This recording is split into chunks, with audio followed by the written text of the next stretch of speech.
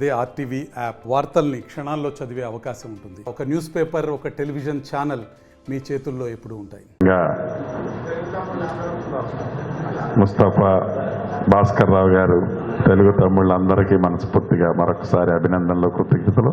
Media మిత్రులకు కూడా బాలసాని గారు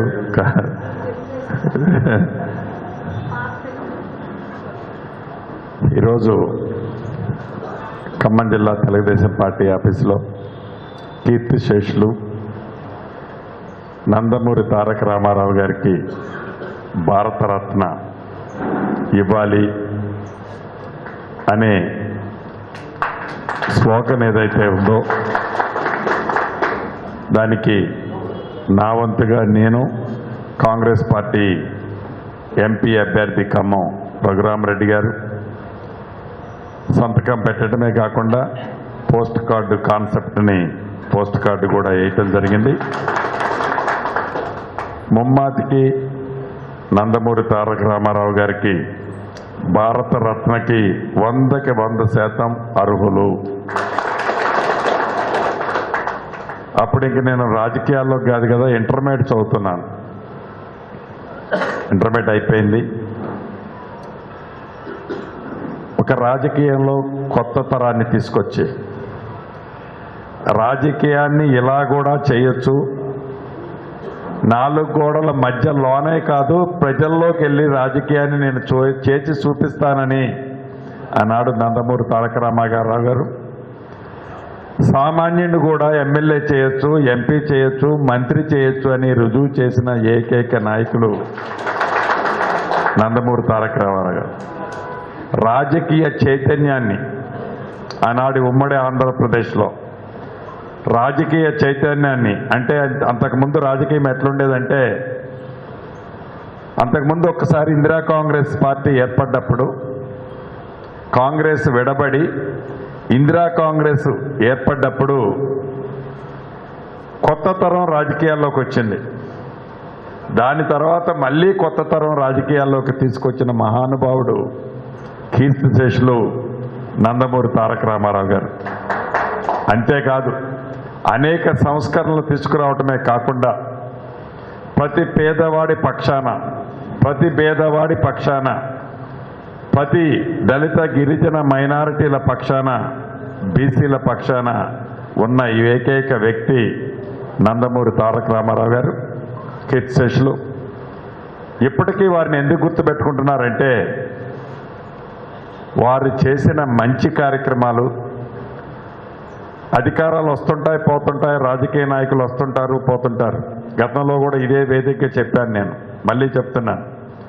అధికారం ఎవరికి ఎప్పుడూ శాశ్వతం కాదు. అధికారం ఉన్నప్పుడు ఎగిరెగిరిపడి, అధికారం లేనప్పుడు డేలా పడే వ్యక్తులు ఎప్పటికీ రాజకీయాల్లో గుర్తింపు రాదు. అధికారం ఉన్నా లేకపోయినా ప్రజల కోసం, ప్రజల కష్టసుఖాల్లో పాలు పంచుకున్న మహానుభావుడు కాబట్టే నందమూరి తారక రామారావు గారిని ఇప్పటికీ వారు మన మధ్య నుంచి దూరమై నాకు తెలిసి చాలా దశాబ్దాలు అయింది. అయినా వారిని మనం గుర్తుపెట్టుకుంటున్నాం. అదే రకంగా రెండో వ్యక్తిని కూడా గుర్తుపెట్టుకుంటాం. స్వర్గీయ రాజశేఖర్ రెడ్డి గారిని కూడా మనం గుర్తుపెట్టుకుంటాం. వీళ్ళిద్దరిని, వీళ్ళు చేసిన మంచి కార్యక్రమాలు ఈనాడు ప్రజల్లోకి పోయిన పార్టీలు ఒక నిమిషం పక్కన పెడితే, రామారావు గారిని ఎలా గుర్తుపెట్టుకుంటారో రాజశేఖర రెడ్డి గారిని కూడా చాలామంది ముఖ్యమంత్రులు కాంగ్రెస్లో పరిపాలించారు. అందరినీ ఎవరిని పెట్టుకోరు. ఒక రాజశేఖర రెడ్డి గారిని గుర్తుపెట్టుకుంటారు, ఇటు ఎన్టీ రామారావు గారిని గుర్తుపెట్టుకుంటారు. వీళ్ళిద్దరూ నిజంగా తెలుగు మాట్లాడే ప్రతి వారి గుండెల్లో చిరస్థాయిగా నిలిచిపోయారు. దాన్ని మనం అభినందించక తప్పదు. వారికి భారతరత్న 100కి 100% నా వ్యక్తిగతంగా కానీ కాంగ్రెస్ పార్టీ పక్షాన కానీ మనస్ఫూర్తిగా భారతరత్న ఇచ్చే దాంట్లో మా వంతు, మా సపోర్టు ఉంటుందని కూడా తెలియజేస్తూ, ఎన్నికలు వచ్చాయి. గడిచిన అసెంబ్లీ ఎన్నికల్లో మీ అందరి కష్టం, మీ దీవెనలు, మీ ఆశీస్సులతో అన్ని నియోజకవర్గాలు ఒక్క భద్రాచలం నేరోలో మిస్ అయ్యాం. ఉమ్మడి ఖమ్మం జిల్లాలో 10 నియోజకవర్గాలుంటే 9 నియోజకవర్గాలు తెలుగు తమ్ముళ్ల సహాయ సహకారాలతో గెలిచాం. ప్రభుత్వాన్ని మార్పు కావాలి అని అనే దాంట్లో మీరు ఉన్నారు. ఆ మార్పు వచ్చిన దాంట్లో డెఫినెట్గా మీ కృషి ఉంది. ఇవాళ అధికారంలో ఉన్న మేము అధికారం ఉంది కదా అని ఇది శాశ్వతం కాదు. మీరు చేసిన సహాయాన్ని ఎప్పటికీ మర్చిపోము అని మీకు కృతజ్ఞత చెప్పడానికి గతంలో వచ్చినప్పుడు చెప్పాను, మళ్ళీ అదే చెప్తున్నాను. ఆనాడు మీరు చేసిన సహాయాన్ని 100కి 100% ఎప్పటికీ మర్చిపోలేం. అధికారం రాష్ట్రంలో తెలంగాణలో ఉన్న ఈ ప్రభుత్వం తెలుగు తమ్ముళ్ళకి ఎప్పుడు అండగా ఉంటుందని కూడా తెలుపుకుంటున్నాను. ఇక రెండవది, పార్లమెంటు ఎన్నికల్లో ఖమ్మం పార్లమెంటు మిగతా విషయాలన్నీ మా టీపీసీసీ అధ్యక్షులు రేవంత్ రెడ్డి గారు మీ పై నాయకులతో మాట్లాడాలని చెప్పాం, మాట్లాడుతున్నారు. అది ఒక భాగం అయితే ఖమ్మం పార్లమెంటుకి సంబంధించి గతంలో అసెంబ్లీలో ఏ రకంగా మీ దీవెనలు మీ ఆశీస్సులతో మమ్మల్ని అందరినీ దీవించారో ఈ పార్లమెంటు ఎన్నికల్లో కూడా మీ దీవెనలు మీ ఆశీస్సులు మీ ప్రేమ అభిమానాలు కావాలని మనస్ఫూర్తిగా కోరటానికి రెండో విషయం కింద మీ దగ్గరకు వచ్చాను. మీరందరూ పార్లమెంటు సభ్యుడిగా రఘురామరెడ్డి గారిని దీవించే ఆశీర్వదించాలని మనస్ఫూర్తిగా మిమ్మల్ని అందరినీ అభ్యర్థిస్తున్నాను. తప్పకుండా మీరు దీవిస్తున్నారని కూడా మనస్ఫూర్తిగా కోరుకుంటూ ఈ అవకాశం ఇచ్చిన నాకు మీ అందరికీ కృతజ్ఞతలు తెలుపుతున్నా. ముఖ్యంగా రామనాథం గారిని ఈ విషయంలో మీకు మా మనస్తత్వం మేము మా పరిస్థితులు తెలియని వ్యక్తులు కాదు. మీరు దీని మీద పాజిటివ్గా స్పందించి దీవించే విధంగా మీరు ఆదేశాలు మీ క్యాడర్కి ఇవ్వాలని కోరుకుంటూ సెలవు తీసుకుంటున్నా. Thank you. మీ అందరికీ నా హృదయపూర్వక నమస్కారం తెలియజేస్తున్నాను. కీర్తిశేషులు ఎన్టీ రామారావు గారు మా నాయనగారు మిత్రులు ఉండేవారు. నా పెండ్లికి కూడా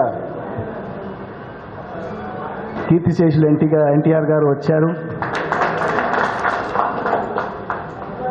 నాయనగారు రామానాయుడు గారు ఇద్దరు పార్ట్నర్లు ఉండేవారు. 6-7 పిక్చర్లు కీర్తిశేషులు ఎన్టీఆర్ గారితో చేశారు.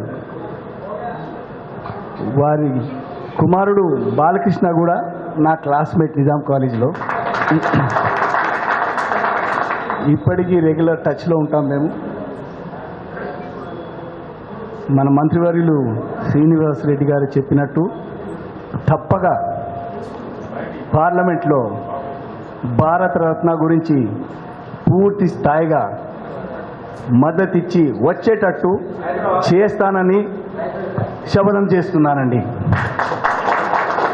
ఒక అవకాశం ఇవ్వండి ఖమ్మం జిల్లాకు సేవ చేయడానికి. తెలుగువారిని ప్రాధేయపడుతున్నాను, సపోర్ట్ చేసి నన్ను గెలిపేయమని ప్రాధేయపడుతున్నాను. నాకు ఈ అవకాశం ఇచ్చినందుకు పెద్దలు తెలుగువారికి కృతజ్ఞతలు తెలుపుకుంటూ సెలవు తీసుకుంటున్నాను. మరిన్ని వీడియోస్ కోసం ఛానల్ ని సబ్స్క్రైబ్ చేయండి. లేటెస్ట్ అప్డేట్స్ కోసం వాట్సాప్ ఛానల్ ని ఫాలో చేయండి.